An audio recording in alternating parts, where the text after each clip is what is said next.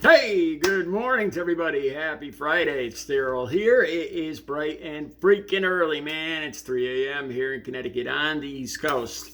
You might be watching this video Saturday morning, so in that case, happy Saturday morning.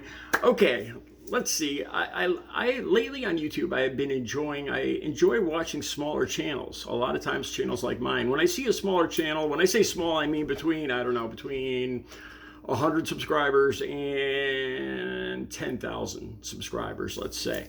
Average views between 3 views a day to 3,000 views a day. A small channel. And that's been my thing lately. I've been drawn to these channels, just seeing average people, not just guys, but when I see a guy that's about my age, having his own channel. This guy is MGTOW Mafia, MGTOW space MAFIA. I got the link right down below, and I'll have the link to this video that I'm gonna talk about. I came across this guy, and I look right away. It looks like a guy similar to me, not exactly like me, but similar in his 50s. In front of the camera, doing a simple video. Like I said, I got my encouragement. My mentor is Bo the Fifth Column. When I watched him do videos, I just love the way that he does a simple, straight-on video, intelligent, good, entertaining video. Anyway, so I came across this guy, and he caught my attention. I see a guitar in the background.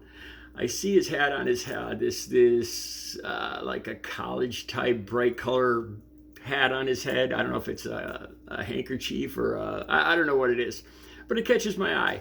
So I look at the views, I look at the subscribers. He's got about 1,000 subscribers. He's got 15,000 views on this video. So that got my attention. And I looked at the rest of his videos, and he's got about maybe an average of 300 to 600 views. So this video hit it big for him. And so I watch it. And I want to talk about that today because I have a lot in common with this guy. I agree with him on a lot of things, most things, but I want to add my perspective because I do have a little bit of a different perspective. And I think it's good when you share knowledge, when you share experiences like people like that, with people like this, or when you guys watch my video or watch his video, and you see different points of view.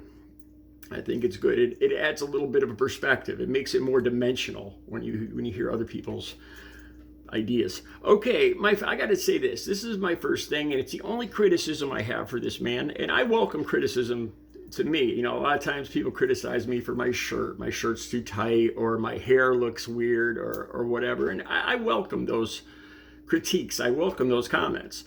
It gives me something to think about. And what I got to say about this guy is he appears to be recently divorced. So he's doing these YouTube videos. He's just about, it appears he's almost met monetization qualifications at this point. So his channel's doing good. The hat, and he talks about how he just loves being single, and it's addictive. And women don't realize this. And he talks about how he gets to watch his own. He comes home and he plops himself down and he feels this. He talks about his fat wallet a lot. And then he says how he could watch anything he wants on TV. He could do anything he wants, anytime he wants. And this rings very true for me. And I'm going to talk about that in a second. But the one thing, the one criticism I have is he mentions about how he'll do laundry whenever he feels like it. And the first impression I get of this guy, see, I consider myself a professional bachelor, a professional single guy. And I've kind of got the single thing down. The way he's talking, and this is my only criticism, he sounds a bit like a frat guy. He sounds like a guy in his late teens, early 20s, that just found his freedom. With the hat, when you're in your 50s, and that kind of, the guitar on the wall, and the hat, it really gives the impression of somebody in his 50s kind of reliving their 20s. And I say that with love, man. And it's just an honest criticism, and I welcome your criticism about me. Okay, now let me talk about this. I know his feeling. I know exactly what he's talking about. Now, this is what I'm going to talk about. I've had 2 serious relationships. I'm going to talk about the last 17 and a half years. I've been clean and sober since October 23rd of 2006. And I'm not going to talk about all the relationships, the hundreds of relationships before that, because it involved drinking and partying and using and all that stuff. But real, honest relationships. And I've had 2 of them. in the last 17 and a half years. And I lived with both women. Both women are about my age. They were professional. The first one owned her own home. She owned her own business. She drank. She didn't use. She had a daughter. And the second one, I went out with her for about a year, and I broke up with her. And then the second girl, Audrey, pretty much the love of my life. She was my girlfriend back in third grade, and I lived with her for about 2 or 3 years. And we were talking about getting married. And we ended up breaking up because I wouldn't get married, because I kind of balked on getting married. And I regret it huge right now. That's why this is my criticism. This is what the perspective that I want to add to this gentleman's view, because I regret it and I feel very guilty, because now she passed away coming up on 3 years ago, and I wish to God that I had married her. I'm 58 years old, and all of a sudden, now that she's passed away in the last year or two, I start, I love my freedom. I love being able to do what I want to do, just like this guy says.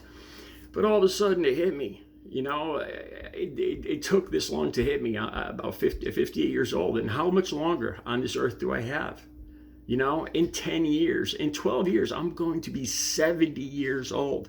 In 12 short years, I'm going to be 70 years old, if I even make it to that age. What am I waiting for? Why not spend these years? Why not, yes, it's going to take a lot of, giving up stuff. It's going to take a lot of back and forth. I forgot the word I'm looking for here, when you give and take, but what am I waiting for? Do I want to, when I watch a movie now, I miss watching it with somebody. Especially when I go on vacations. I used to go on vacations with these girls, and I don't have anybody to go on vacations with. I don't want to go on vacation with another guy at 58 years old. That's just sad and pathetic. I don't want to go on vacation, with my family. That's okay. I'm going to go camping with my sister in 2 weeks, and that's nice and everything. But who do you go on vacation with in the summer? All that money this guy talks about having in his pocket. So this is my perspective of it. I know exactly what he's talking about. The first relationship, Paula, I'll use her face in the thumbnail. Both these girls were beautiful, smart, intelligent, and great women. And I went out with her for a year.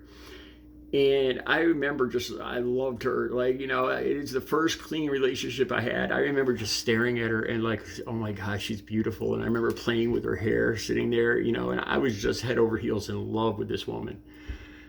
And then I started to get jealous about little things, and she didn't help the situation. And then her ex-husband would come around, and I'd be sitting in the living room while her ex-husband and her daughter are making supper in the kitchen. He just stopped by to pick up the daughter. But how weird that felt. And I just started to feel more insecure, and I started asking myself, I wish to God I never started dating this woman, because it's so hard. You love somebody and you don't want to hurt them. And I started asking myself, I was like, I wish to God I never started dating her, because I knew I had to break up with her. I wanted to go back to that single life, to go back to my own apartment, go back to doing whatever I wanted to do whenever I wanted to do it. And I knew I had to break up with her, and it was so hard. She would start crying, and she threatened to harm herself. And it was horrific. It was terrible. And I remember her saying, I remember both these women saying to me, I don't want to lose you. And I still remember that to this day. So there's a good side and bad side. It reminds me of the saying, you can't live with them, you can't live without them. And it's the truth. This is my perspective of this. Like I said, I've never been married. Now the second woman, Audrey, beautiful woman, professional. And just when we started dating, I rented a beautiful apartment with a deck on the back, way up on a hill. It looked like a freaking castle. I lucked out. And the thing is, we just started dating. And I really wanted this apartment just for myself, just for the first few months, to experience it on my own. Because it was my apartment. We had just started dating. And she talked me into renting it and everything. And she had her own apartment. But I just wanted that place just for 3 or 4 months, just to enjoy it to myself. And she pushed and pushed. And she ended up moving in with me. And that was the beginning of the end. We lived together for 2 years. She took me down to Florida to meet her parents, to kind of vet me for marriage. She told me straight out that she wanted to get married. And And the more she talked about it, the more I started backing out. You know, I wanted my freedom. I wanted to do what I wanted to do. I wanted more money in my pocket. I wanted to watch the TV shows just like this guy's talking about. Okay. And then she came to me one day and she said, you know, she said, I think we're going to have to end this. She said, you know, are we going to get married or not? And I said, I think you'll have to look for another relationship. And we broke up right then and there. And we lived together for another 2 months in the same house, sleeping in the same bed, and it was just terrible. It was painful. I remember her crying in the morning, and we didn't talk. I pretended like she wasn't even there. Now, here's where it even gets worse. So she moved out, and I remember that day, you know, and I was happy, and I hate myself for being happy. She moved out, she's loading the truck up, and I go back into my apartment, and I'm like, yeah, I finally have this place, this beautiful apartment all to myself. I could watch what I want to watch. I could lay across the big bed.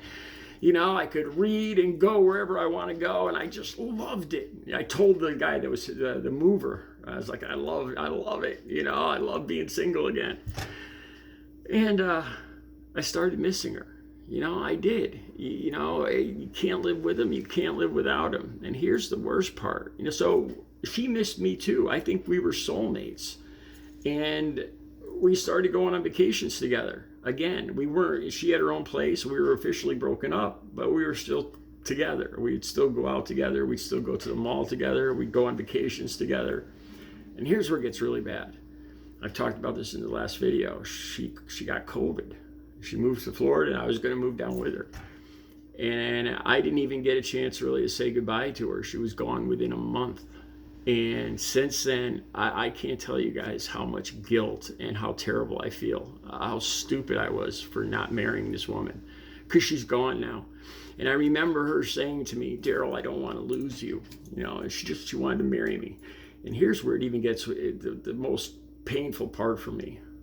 While her sister was cleaning out her condo, she found a diary from when Audrey was 12 years old. And I could put a picture of this, the actual page. And Audrey, when she was 12 years old, said, I'm going to ice skate with Daryl. He's my boyfriend.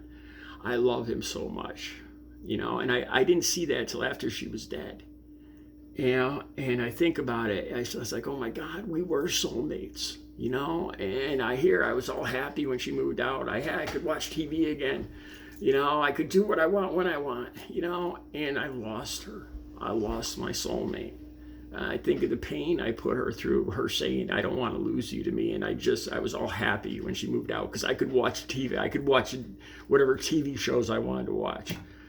You know, when I look back, I just look at how petty and selfish and immature I was, you know, and I can't make up for this. She's gone, and I'll never be able to make up for this.